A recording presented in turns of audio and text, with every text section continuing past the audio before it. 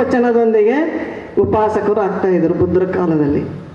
ನಂತರ ಶೀಲವನ್ನು ಭಗವಾನ್ ಬುದ್ಧರು ಅದನ್ನು ಬೋಧನೆ ಮಾಡ್ತಾಯಿದ್ರು. ಆದರೆ ಇವತ್ತು ನಮ್ಮ ತೀವ್ರವಾದ ಪರಂಪರೆಯಲ್ಲಿ ಯಾವ ಸಾಮ್ರಾಟ್ ಅಶೋಕ, ಬಾಬಾ ಸಾಹೇಬ್ ಅಂಬೇಡ್ಕರ್ ಈ ಒಂದು ಪರಂಪರೆಯಲ್ಲಿ ಬೌದ್ಧ ದೀಕ್ಷೆ ಈಗ ಯಾವ ರೀತಿಯಾಗಿ ನಾವು ಪಡಿತಾ ಇದ್ದೇವೆ ಅಂತಂದರೆ, ಈಗ ಬುದ್ಧ ಧಮ್ಮ ಸಂಘಕ್ಕೆ ಶರಣಾಗಿ ಪಂಚಶೀಲಗಳ ಪಾಲನೆ ಮಾಡುವ ಮೂಲಕ, ಬಾಬಾ ಸಾಹೇಬ್ ಅಂಬೇಡ್ಕರ್ ಅವರ 22 ಪ್ರತಿಜ್ಞೆಗಳನ್ನು ಪಾಲನೆ ಮಾಡೋ ಮೂಲಕ ನಾವು ಇವತ್ತು ಬೌದ್ಧರಾಗ್ತಾ ಇದ್ದೇವೆ. ಆದರೆ ಇನ್ನೊಂದು ಮಹಾಯಾನ ಪರಂಪರೆಯಲ್ಲಿ ಒಂದು ಒಳ್ಳೆಯ ಸಿಸ್ಟಮ್ ಇದೆ, ಅದನ್ನು ಕೂಡ ನಾವು ತಿಳಿದುಕೊಳ್ಬೇಕು. ಮಹಾಯಾನ ಪರಂಪರೆಯಲ್ಲಿ ಯಾವ ರೀತಿಯಾಗಿ ಉಪಾಸಕರು ದೀಕ್ಷೆ ತೆಗೆದುಕೊಳ್ತಾರೆ ಅಂತಂದರೆ,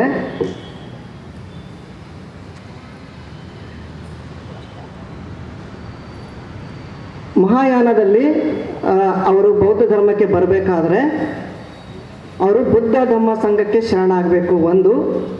ಎರಡನೇದಾಗಿ ರೆಸ್ಪೆಕ್ಟ್ ಟು 6 ಡೈರೆಕ್ಷನ್ಸ್. 6 ಡೈರೆಕ್ಷನ್ಸ್ ಅಂದರೆ ನಿಮಗೆ ಸಿಗಾಲವಾದ ಸೂತ್ರ ಗೊತ್ತಿದೆ. ಭಗವಾನ್ ಬುದ್ಧರು ರಾಜಗೃಹದಲ್ಲಿದ್ದಾಗ ಒಬ್ಬ ವ್ಯಕ್ತಿ ನೀರಿನಲ್ಲಿ ಮುಳುಗಿ 6 ದಿಕ್ಕುಗಳಿಗೆ ನಮಸ್ಕಾರ ಮಾಡ್ತಾ ಇರ್ತಾನೆ. ಪೂರ್ವ, ಪಶ್ಚಿಮ, ದಕ್ಷಿಣ, ಉತ್ತರ ಮತ್ತು ಮೇಲೆ ಕೆಳಗೆ 6 ದಿಕ್ಕುಗಳು. ಭಗವಾನ್ ಬುದ್ಧರು ಹೋದಾಗ ಆ ವ್ಯಕ್ತಿಯನ್ನು ನೋಡ್ತಾನೆ, ನೀರಿನಲ್ಲಿ ಮುಳುಗಿ 6 ದಿಕ್ಕುಗಳಿಗೆ ಪೂಜೆ ಮಾಡ್ತಾ ಇದ್ದಾನೆ ವ್ಯಕ್ತಿ, ಸಿಗಾಲ ಎನ್ನುವಂಥ ವ್ಯಕ್ತಿ. ಆವಾಗ ಭಗವಾನರು ಕೇಳ್ತಾರೆ, ಏನಪ್ಪ ಏನು ಮಾಡ್ತಾ ಇದೀಯ ಅಂದಾಗ ಅವನು ದಿಕ್ಕುಗಳಿಗೆ ನಮಸ್ಕಾರ ಮಾಡ್ತಾ ಇದ್ದೀನಿ ಅಂತೇಳಿ ಹೇಳ್ತಾರೆ. ಹೀಗೆ ಮಾಡೋದ್ರಿಂದ ಏನಾಗುತ್ತೆ? ಹೀಗೆ ಮಾಡೋದ್ರಿಂದ ನಮಗೆ ಒಳ್ಳೆಯದಾಗುತ್ತೆ, ಮಂಗಳ ಆಗುತ್ತೆ, ನಮಗೆ ದೇವರ ಆಶೀರ್ವಾದ ಸಿಗುತ್ತೆ ಅಂತೇಳಿ ಆ ವ್ಯಕ್ತಿ ಹೇಳ್ತಾನೆ. ಆದರೆ ತಥಾಗತರು ಏನು ಹೇಳ್ತಾರೆ?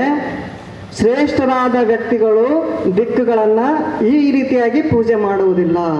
ಶ್ರೇಷ್ಠ ವ್ಯಕ್ತಿಗಳು ದಿಕ್ಕುಗಳನ್ನು ಯಾವ ರೀತಿಯಾಗಿ ಪೂಜೆ ಮಾಡ್ತಾರೆ ಅಂತಂದರೆ, ಇಲ್ಲಿ ಅದನ್ನು ಒಂದ್ಸರಿ ನಾವು ಓದ್ತೀನಿ, ಅದನ್ನು ನೀವು ಆಲಿಸಬೇಕು.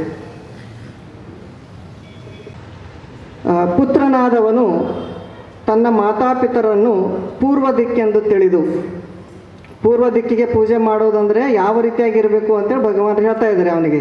ಯಾರು ಈಗ ಕುಂಭಮೇಳದಲ್ಲಿ ಸ್ನಾನ ಮಾಡ್ತಾ ಇದ್ದಾರಲ್ಲ, ಅವರಿಗೂ ಕೂಡ ಇದನ್ನು ಅನ್ವಯವಾಗುತ್ತೆ. 5 ರೀತಿಯಲ್ಲಿ ಪೂಜಿಸಬೇಕು ಅಂತ ಹೇಳ್ತಾರೆ ಭಗವಾನ್ ಬುದ್ಧರು. ಯಾವ ರೀತಿ? ಅವರಿಗೆ ಬೇಕಾದ ಆಹಾರವನ್ನು ಒದಗಿಸಬೇಕು. ಯಾರಿಗೆ? ತಂದೆ ತಾಯಿಗೆ ಬೇಕಾಗಿರುವಂತಹ ಆಹಾರವನ್ನು ಒದಗಿಸಬೇಕು. ಅವರಿಗೆ ಅಗತ್ಯವಾದ ಸೇವೆಯನ್ನು ಮಾಡಬೇಕು. ಪುತ್ರನಿಂದ ಯಾವ ಕರ್ತವ್ಯವು ನೆರವೇರಬೇಕೋ ಆ ಕರ್ತವ್ಯಗಳನ್ನು ಪೂರೈಸಬೇಕು. ವಂಶವನ್ನು ಬೆಳೆಸಬೇಕು. ಅವರ ಆಸ್ತಿಯನ್ನು ಸರಿಯಾಗಿ ಉಪಯೋಗಿಸಿಕೊಳ್ಳಬೇಕು. ಅವರು ಕಾಲವಾದ ಮೇಲೆ, ಅವರ ಸತ್ತ ನಂತರ ಅವರ ಹೆಸರಿನ ಮೇಲೆ ಪುಣ್ಯಾನುಮೋದನೆ ದಾನವನ್ನು ಮಾಡಬೇಕು. ಹೀಗೆ 5 ರೀತಿಯಲ್ಲಿ ಪುತ್ರನಿಂದ ಸೇವೆ ಪಡೆದ ಮಾತಾಪಿತರು ಈ ರೀತಿಗಳಲ್ಲಿ ತಮ್ಮ ಪ್ರೀತಿಯನ್ನು ಪುತ್ರನಿಗೆ ನೀಡಬೇಕು. ತಂದೆ ತಾಯಿಯ ಕರ್ತವ್ಯ ಏನು ಹೇಳ್ತಾರೆ ಇಲ್ಲಿ? ಅವನು ಪಾಪವನ್ನು ಮಾಡದಂತೆ ನೋಡಿಕೊಳ್ಬೇಕು. ತಂದೆ ತಾಯಿಯ ಕರ್ತವ್ಯ ಏನಿದೆ? ಮಕ್ಕಳು ಪಾಪ ಮಾಡದಂತೆ ನೋಡಿಕೊಳ್ಬೇಕು. ಪಾಪ ಮಾಡದಂತೆ ನೋಡ್ಕೊಳ್ಬೇಕಾದ್ರೆ ನೀವೇನು ಮಾಡಬೇಕು? ಮತ್ತೆ ಅವರಿಗೆ ಧಮ್ಮದಲ್ಲಿ ಪ್ರತಿಷ್ಠಾಪನೆ ಮಾಡಿಸಬೇಕಾಗುತ್ತೆ. ಪುಣ್ಯ ಕಾರ್ಯಗಳನ್ನು ಮಾಡುವಂತೆ ಸದಾ ಪ್ರೋತ್ಸಾಹಿಸಬೇಕು. ಮಕ್ಕಳಿಗೆ ಒಳ್ಳೆಯ ಕೆಲಸ ಮಾಡುವುದಕ್ಕೆ ಅವರಿಗೆ ಹೇಳ್ತಾ ಇರಬೇಕು ಅಂಥೇಳಿ ಇದರಲ್ಲಿ ಹೇಳಿದ್ದಾರೆ. ಯಾವುದಾದ್ರೂ ಕುಶಲ ಕಲೆಯನ್ನು ಕಲಿಸಬೇಕು. ಅವರು ಜೀವನವನ್ನು ಮಾಡಲಿಕ್ಕೆ, ಅವರಿಗೆ ಹಣ ಗಳಿಸಲಿಕ್ಕೆ ಒಂದು ಒಳ್ಳೆಯ ಉದ್ಯೋಗವನ್ನು ಕೊಡಿಸುವಂಥ ಕೆಲಸ, ಜವಾಬ್ದಾರಿ ಕೂಡ ಅದು ತಂದೆ ತಾಯಿದೆ ಆಗಿದೆ. ತಕ್ಕ ಕನ್ಯೆಯನ್ನು ತಂದು ಸಕಾಲದಲ್ಲಿ ಮದುವೆ ಮಾಡಿಸಬೇಕು. ಮಕ್ಕಳು ವಯಸ್ಸಿಗೆ ಬಂದಾಗ ಒಳ್ಳೆಯ ಹುಡುಗಿಯನ್ನು ನೋಡಿ ಮದುವೆ ಮಾಡಿಸಬೇಕು ಅಂಥೇಳಿ ತಂದೆ ತಾಯಿಯ ಕರ್ತವ್ಯದಲ್ಲಿ ಹೇಳಿದ್ದಾರೆ. ಸಕಾಲದಲ್ಲಿ ತಮ್ಮ ಆಸ್ತಿಯನ್ನು ವಹಿಸಿಕೊಡಬೇಕು. ಅವರು ಯೋಗ್ಯರಾದಾಗ ಅವರಿಗೆ ತಮ್ಮ ಆಸ್ತಿಯನ್ನು ಕೊಡುವಂಥ ಕೆಲಸ ಕೂಡ ಅದು ತಂದೆ ತಾಯಿ ವಹಿಸಿಕೊಳ್ಳಬೇಕು. ಈ ರೀತಿಯಾಗಿ 5 ವಿಧದಲ್ಲಿ ಪುತ್ರನು ತನ್ನ ಮಾತಾಪಿತರನ್ನು ಸೇವಿಸಬೇಕು ಮತ್ತು ಮಾತಾಪಿತರು 5 ರೀತಿಯಲ್ಲಿ ತಮ್ಮ ಪುತ್ರರನ್ನು ಪ್ರೀತಿಯನ್ನು ತೋರಿಸಬೇಕು ಅಂಥೇಳಿ ತಂದೆ ತಾಯಿಯ ಕರ್ತವ್ಯ ಮಕ್ಕಳ ಬಗ್ಗೆ ಯಾವ ರೀತಿಯಾಗಿರಬೇಕು ಮತ್ತು ಮಕ್ಕಳ ಕರ್ತವ್ಯ ತಂದೆ ತಾಯಿಯ ಬಗ್ಗೆ ಯಾವ ರೀತಿಯಾಗಿರಬೇಕು ಅಂಥೇಳಿ ಇಲ್ಲಿ ಹೇಳಿದ್ದಾರೆ. ಇದು ಯಾವ ಪೂಜೆ? ಪೂರ್ವ ದಿಕ್ಕಿನ ಪೂಜೆ ಅಂತೇಳಿ ತಿಳಿ ಅಂತೇಳಿ ಭಗವಾನ್ ಹೇಳ್ತಾ ಇದ್ದಾರೆ. ಯಾರಿಗೆ? ಸಿಗಾಲನಿಗೆ. ಬರೀ ಪೂಜೆ ಮಾಡಿ ಮೋಜು ಮಸ್ತಿ ಮಾಡಿ ಹೋದರೆ ಪೂಜೆ ಆಗೋದಿಲ್ಲ. ಅದು ಯಾವಾಗ ಪೂಜೆ ಆಗ್ತದೆ? ಈ ಕರ್ತವ್ಯಗಳನ್ನು ನೀನು ನೆರವೇರಿಸಿದಾಗ ಅದು ಏನಾಗುತ್ತೆ? ಪೂಜೆ ಆಗುತ್ತೆ. ತನ್ನ ಆಚಾರ್ಯನು ದಕ್ಷಿಣ ದಿಕ್ಕೆಂದು ತಿಳಿಯಬೇಕು ಅಂತೇಳಿ ಸಿಗಾಲನಿಗೆ ಭಗವಾನರು ಹೇಳ್ತಾ ಇದ್ದಾರೆ. ಅವರು ಬಂದಾಗ ಎದ್ದು ನಿಲ್ಲಬೇಕು. ಆಚಾರ್ಯರು ಬಂದಾಗ ಶಿಷ್ಯನಾದವನು ಎದ್ದು ನಿಲ್ಲಬೇಕು. ಅವರ ಹತ್ತಿರವಿದ್ದು ಸೇವೆ ಮಾಡಬೇಕು. ಆಚಾರ್ಯರ ಹತ್ತಿರ ಉಳಿದು ಅವರ ಸೇವೆಯನ್ನು ಮಾಡಬೇಕು. ಅವರ ಪರಿಚಾರಿಕೆಯನ್ನು ಮಾಡಬೇಕು. ಅವರ ಶುಶ್ರೂಷೆಯನ್ನು ಮಾಡಬೇಕು. ಅವರು ಕಲಿಸುವುದನ್ನು ಸರಿಯಾಗಿ ಗ್ರಹಿಸಬೇಕು. ಹೀಗೆ 5 ರೀತಿಯಲ್ಲಿ ಶಿಷ್ಯನಿಂದ ಗೌರವ ಪಡೆದ ಆಚಾರ್ಯನು ತನ್ನ ಶಿಷ್ಯನಿಗೆ 5 ರೀತಿಯಲ್ಲಿ ಪ್ರೀತಿ ತೋರಿಸಬೇಕು ಅಂತ ಭಗವಾನ್ ಹೇಳ್ತಾರೆ. ಶಿಷ್ಯನನ್ನು ವಿನೀತನನ್ನಾಗಿ ಮಾಡಬೇಕು. ತಾನು ಕಲಿಸುವ ಕುಶಲ ಕಲೆ ವಿದ್ಯೆಗಳನ್ನು ಆತನು ಸಂಪೂರ್ಣ ಗ್ರಹಿಸುವಂತೆ ಅಭ್ಯಾಸ ಮಾಡಿಸಬೇಕು. ಮಿತ್ರರು ಸಹವರ್ತಿಗಳು ಅವನ ಬಗೆಗೆ ಒಳ್ಳೆಯ ಮಾತನ್ನೇ ಆಡುವಂತೆ ಬೆಳೆಸಬೇಕು. ಭವಿಷ್ಯದಲ್ಲಿ ಅವನು ಎಲ್ಲ ನಿಟ್ಟಿನಿಂದಲೂ ರಕ್ಷಿಸಿಕೊಳ್ಳಲು ಅವನಿಗೆ ಅರ್ಹನಾಗಿರುವಂತೆ ಬೆಳೆಸಬೇಕು. ಈ ರೀತಿಯಾಗಿ ಆಚಾರ್ಯನಾದವನು ಶಿಷ್ಯನ ಬಗ್ಗೆ ಅವನು ಕರುಣೆಯನ್ನು ತೋರಿಸಬೇಕು ಅಂತೇಳಿ ಭಗವಾನ್ ಹೇಳ್ತಾರೆ. ಆಮೇಲೆ ಪತಿ ಮತ್ತು ಪತ್ನಿಯನ್ನು ಪಶ್ಚಿಮ ದಿಕ್ಕಿಂದ ತಿಳಿದು ನೀನೇನು ಮಾಡಬೇಕು ಸಿಗಲ್ಲ ಅಂದರೆ ಪತ್ನಿಯನ್ನು ಗೌರವದಿಂದ ಕಾಣಬೇಕು ಮತ್ತು ಆಕೆಗೆ ಅವಮಾನವಾಗದಂತೆ ನೋಡಿಕೊಳ್ಳಬೇಕು. ತಾನು ಅವಮಾನ ಮಾಡಬಾರ್ದು ಮತ್ತು ಇನ್ನೊಬ್ಬರಿಂದ ಅವಮಾನ ಆಗುವಂತೆ ಮಾಡಬಾರದು.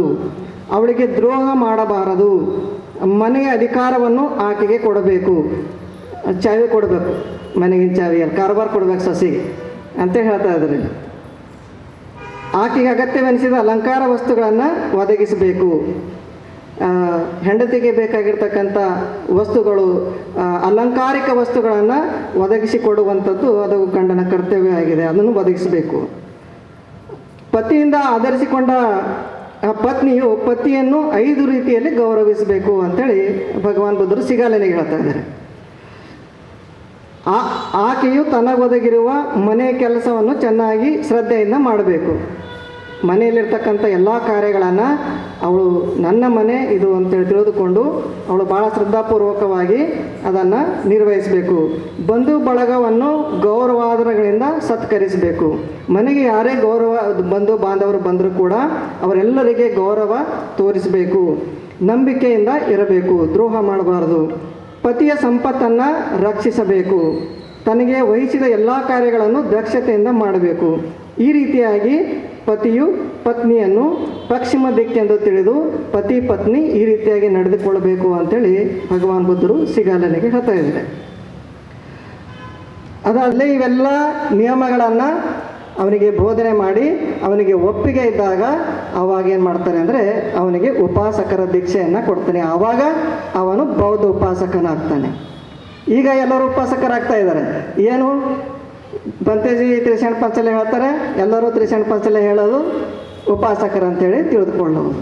ಆದರೆ ನಿಜವಾದ ಉಪಾಸಕರು ಯಾವಾಗ ಆಗ್ತಾರೆ? ಅವರು ಭಗವಾನ್ ಬುದ್ಧ ಧಮ್ಮ ಸಂಘಕ್ಕೆ ಶರಣಾಗ್ತಾರೆ ಮತ್ತು ಭಗವಾನ್ ಬುದ್ಧರು ಹೇಳಿರುವಂತಹ ಧಮ್ಮವನ್ನು ಪಾಲನೆ ಮಾಡ್ತಕ್ಕಂಥವರು ಅವರಾಗಿರ್ತಾರೆ. ಅಂಥವ್ರಿಗೆ ಮಾತ್ರ ಉಪಾಸಕ ಅಂತೇಳಿ ಪರಿಗಣನೆ ಮಾಡ್ತಾರೆ. ಅರ್ಧ ಇವ್ರಿಗೆ ಶರಣಾಗಾರಿ, ಅರ್ಧ ಇವ್ರಿಗೆ ಶರಣಾಗಾರ ಎಂಬ ಜನನೂ ಬಹಳ ಇದ್ದಾರೆ. ಅವರು ಕೂಡ ಉಪಾಸಕರಂತೇಳಿ ಆಗೋದಿಲ್ಲ. ಪೂರ್ತಿ ಪ್ರಮಾಣದ ಉಪಾಸಕರು ಯಾರಾಗ್ತಾರೆ? ಯಾರು ಸಂಪೂರ್ಣವಾಗಿ ಬುದ್ಧ ಧಮ್ಮ ಸಂಘದಲ್ಲಿರ್ತಾರೋ ಅವರು ಮಾತ್ರ ಉಪಾಸಕರಂತೇಳಿ ಭಗವಾನ್ ಬುದ್ಧರು ಹೇಳಿದ್ದಾರೆ.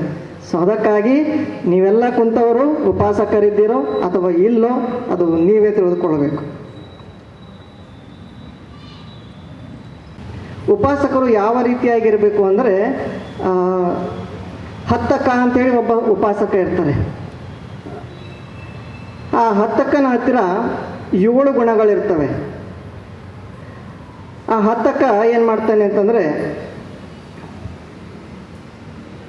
ಭಗವಾನ್ ಬುದ್ಧರ ಹತ್ತಿರ ಬರುವಾಗ, ಧಮ್ಮದ ಹತ್ತಿರ ಬರುವಾಗ ಅವನ ಜೊತೆ ಎಲ್ಲ ಭಾಳ ಉಪಾಸಕರು ಬರ್ತಾರೆ ಧರ್ಮ ಕೇಳುವುದಕ್ಕೆ, ಧಮ್ಮ ಕೇಳುವುದಕ್ಕೆ.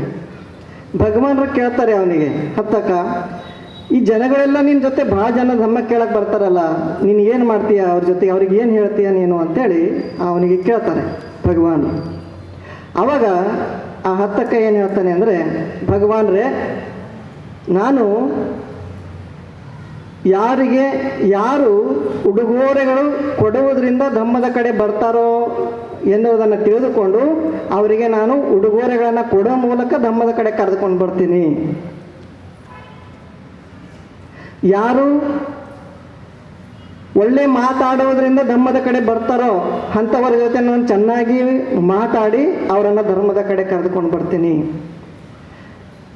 ಯಾರು ವ್ಯವಸ್ಥೆಗಳನ್ನು ಚೆನ್ನಾಗಿ ಬಯಸ್ತಾರೋ ಅವರಿಗೆ ಒಳ್ಳೆಯ ವ್ಯವಸ್ಥೆಗಳನ್ನು ಮಾಡುವ ಮೂಲಕ ಅವರಿಗೆ ಧಮ್ಮದ ಕಡೆ ಕರೆದುಕೊಂಡು ಬರ್ತೀನಿ ಅಂಥೇಳಿ ಆ ಹತ್ತಕ್ಕೆ ಹೇಳ್ತಾನೆ. ಯಾರಿಗೆ ಉಡುಗೊರೆ ಆಸೆ ಇದೆಯೋ ಅವರಿಗೆ ಉಡುಗೊರೆಗಳನ್ನು ಕೊಡೋ ಮೂಲಕ, ಯಾರಿಗೆ ಸೌಕರ್ಯಗಳ ಅವಶ್ಯಕತೆ ಇದೆಯೋ ಅವರಿಗೆ ಸೌಕರ್ಯಗಳನ್ನು ಮಾಡಿಕೊಡುವ ಮೂಲಕ ನಾನು ಧಮ್ಮದ ಕಡೆ ಕರೆದುಕೊಂಡು ಬರ್ತೀನಿ ಅಂತೇಳಿ ಆ ಹತ್ತಕ್ಕ ಭಗವಾನ್ ಬುದ್ಧರಿಗೆ ಹೇಳ್ತಾರೆ. ಆವಾಗ ಭಗವಾನ್ ಬುದ್ಧರು ಅವನ ವಾಣಿಗೆ ಸಾಧುವಾದವನ್ನು ಹೇಳ್ತಾರೆ. ಸಾಧು ಸಾಧು ಸಾಧು ಅಂತ ಹೇಳ್ತಾರೆ. ಅದಕ್ಕೆ ಉಪಾಸಕರು ಯಾವ ರೀತಿಯಾಗಿರಬೇಕು ಅಂದರೆ ಈ ಹತ್ತಕ್ಕನ ರೀತಿಯಲ್ಲಿ ಇರಬೇಕು. ಯಾಕಂದರೆ ಅವನಲ್ಲಿ 7 ಗುಣಗಳಿವೆ. 7 ಗುಣದಲ್ಲಿ ಯಾವುದು ಗುಣ ಅಂತಂದರೆ,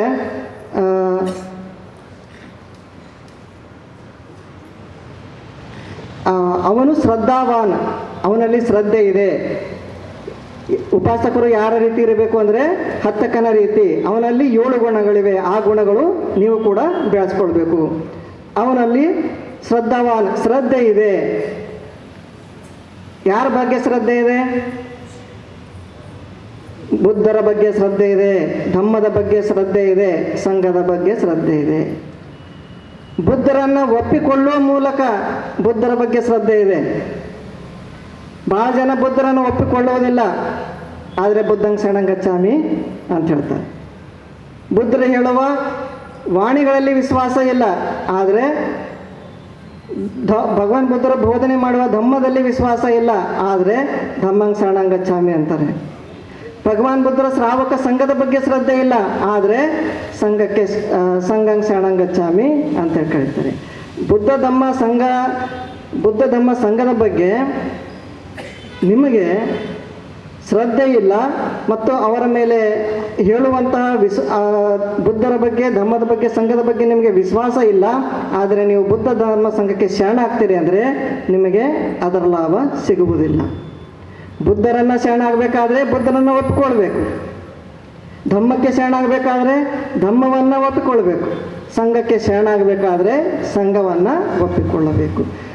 ಬುದ್ಧರನ್ನು ಒಪ್ಪಿಕೊಳ್ಳಲಾರ್ದೇನೆ, ಧಮ್ಮವನ್ನು ಒಪ್ಪಿಕೊಳ್ಳಲಾರ್ದೇನೆ, ಸಂಘವನ್ನು ಒಪ್ಪಿಕೊಳ್ಳಲಾರ್ದೇನೆ ಅವರು ಬೌದ್ಧ ಉಪಾಸಕರು ಆಗಲಿಕ್ಕೆ ಸಾಧ್ಯವಿಲ್ಲ ಅಂಥೇಳಿ ಇಲ್ಲಿ ಹೇಳಿದ್ದಾರೆ.